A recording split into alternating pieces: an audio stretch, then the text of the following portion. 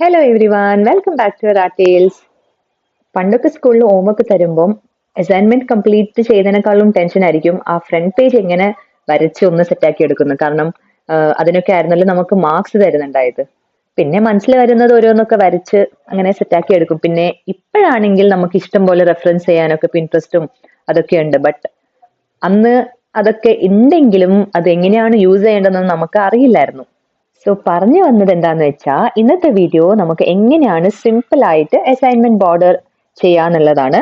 ഇത് ചെയ്യാൻ വേണ്ടി വലിയ ആർട്ടിസ്റ്റ് ആയിരിക്കണം എന്നൊന്നുമില്ല. ബിക്കോസ് ഇത് ഭയങ്കര സിമ്പിൾ ആണ്. ജസ്റ്റ് ഒരു ലൈൻസ് ഒക്കെ വരച്ച് അതിന്റെ മേലെ പെന്ന് ഉപയോഗിച്ച് എന്തെങ്കിലും കുഞ്ഞു കുഞ്ഞായി വരച്ചു കൊടുത്താൽ നമുക്ക് സിമ്പിൾ ആയി ഒരു ഡിവൈഡർ ഐഡിയാസ് കിട്ടും.